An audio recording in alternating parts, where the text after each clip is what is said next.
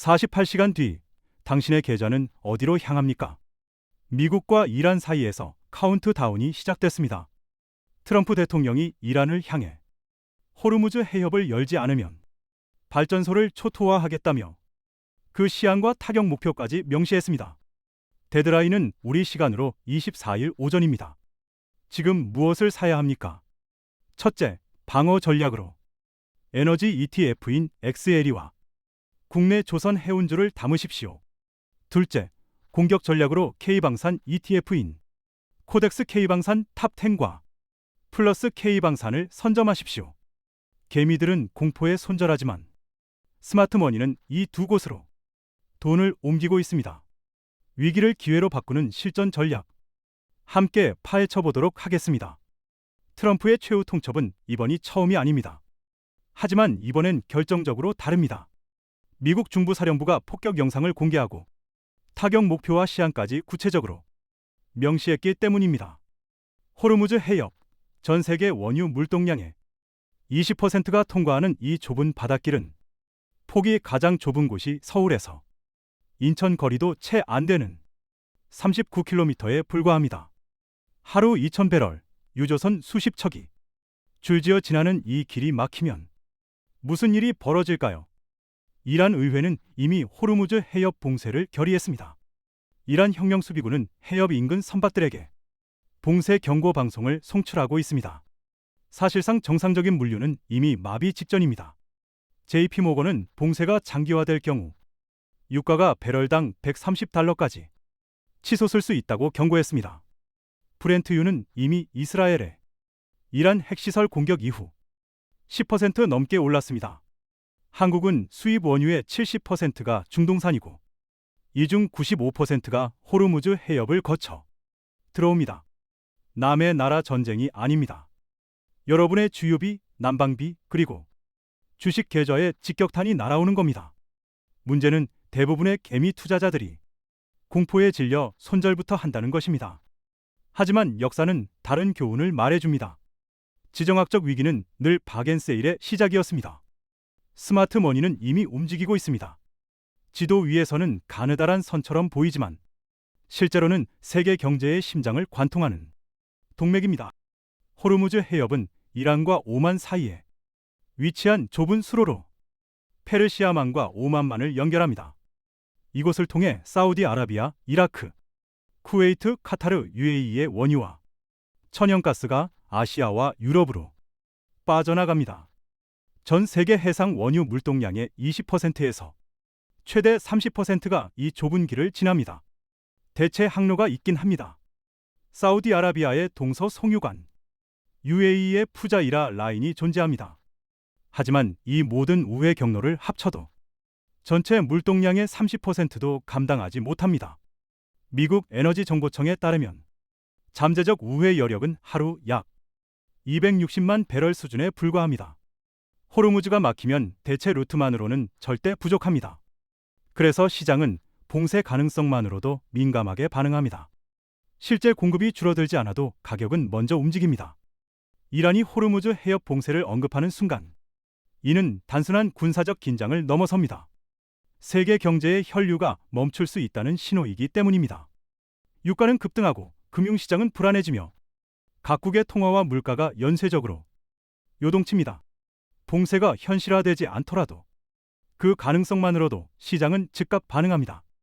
이것이 호르무즈의 무게입니다. 첫 번째 방패는 에너지 섹터입니다. 호르무즈가 막히면 국제 유가는 미친 듯이 튈 수밖에 없습니다. 하지만 단순히 원유 선물을 사라는 일 차원적인 이야기가 아닙니다. 개인 투자자가 선물 시장에서 살아남기란 쉽지 않습니다.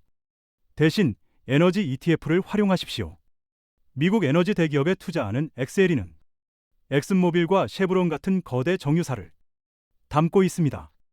운용 보수는 0.08%로 매우 낮고 지정학 리스크가 고조될 때마다 방어 자산 역할을 해왔습니다. 실제로 2025년 6월 중동 긴장 고조 시기에 엑셀이는 하루 만에 약 1.74% 상승하며 에너지 섹터의 해지 기능을 증명했습니다. 국내 투자자라면 코덱스 미국 S&P 500 에너지를 고려할 수 있습니다. 여기서 한 발 더 나아가야 합니다. 중동 리스크가 고조될수록 각국은 원유 수입처를 다변화해야 합니다. 미국산 원유를 실어 나를 장거리 탱커선 운임이 급등합니다. 이를 수주하는 국내 대형 조선주와 해운주가 수혜를 받습니다. SOL 조선 탑3 플러스, 타이거 조선 탑10 같은 조선 ETF가 대안입니다. 실제로 2026년 들어 조선기자재 ETF는 21% 이상 상승했습니다. 에너지와 조선, 이 두 축이 여러분 포트폴리오의 방패가 되어야 합니다. 두 번째 창은 방산 섹터입니다. 이번 사태의 핵심을 다시 보십시오. 트럼프는 이란의 발전소를 타격하겠다고 했고, 이란은 걸프 국가의 해수 담수화 시설을 위협하고 있습니다.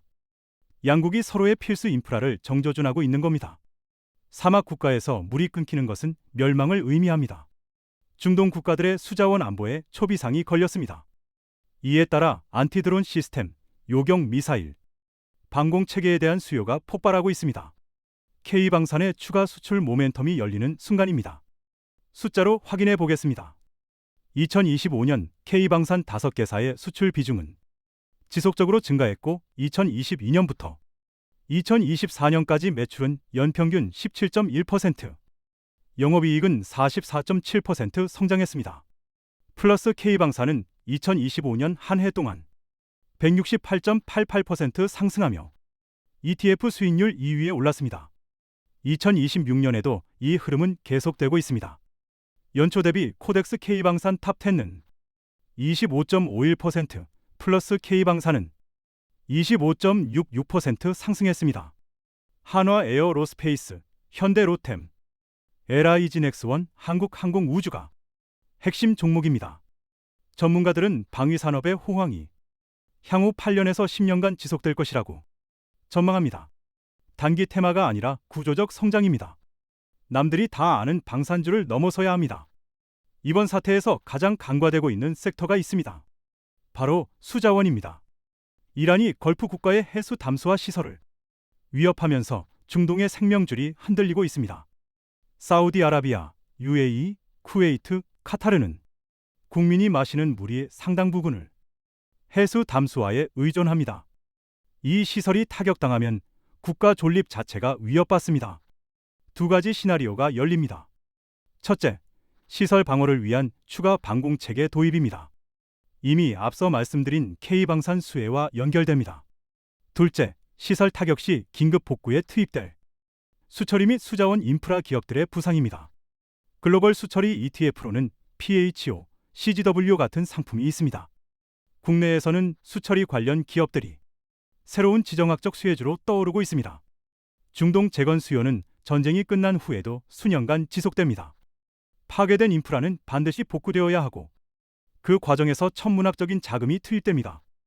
해상 봉쇄는 해제 시 단기 정상화가 가능하지만 플랜트와 인프라 파괴는 복구 지연으로 이어집니다.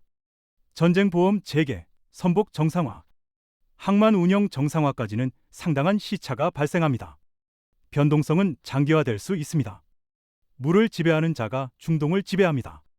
역사는 반복됩니다. 1990년 걸프전 당시 유가는 2배 이상 급등했지만 6개월 후 증시는 오히려 상승세로 돌아섰습니다. 2022년 러시아가 우크라이나를 침공했을 때 유가는 배럴당 130달러까지 치솟았습니다. 공포에 질린 투자자들은 손절했지만 에너지주와 방산주는 그의 최고의 수익률을 기록했습니다. 패턴이 보이십니까? 지정학적 위기가 터지면 시장은 일단 패닉에 빠집니다. 뉴스는 최악의 시나리오를 쏟아내고 개미들은 공포의 매도 버튼을 누릅니다. 하지만 기관과 스마트 머니는 정반대로 움직입니다.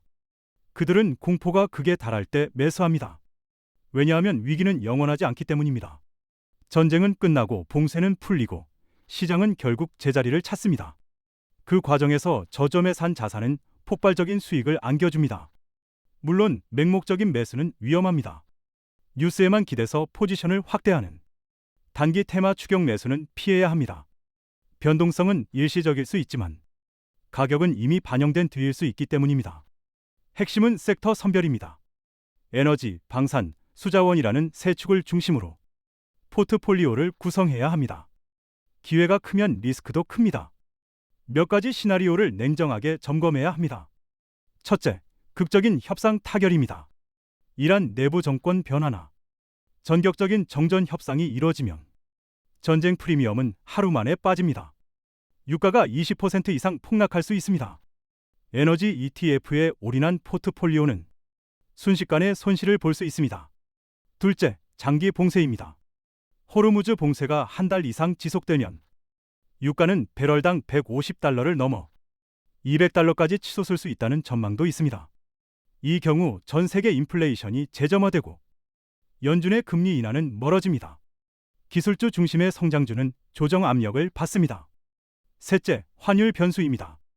달러가 강세를 보이면 원화는 약세 압력을 받습니다. 해외 ETF 투자 시 환해지 여부를 반드시 확인하십시오. 대응 전략은 분산과 단계적 진입입니다. 한 번에 몰빵하지 마십시오. 48시간의 데드라인이 지나고 시장의 방향성이 확인된 후 추가 매수하는 것이 현명합니다. 현금 비중을 일정 부분 유지하면서 원자재 해지를 병행하십시오.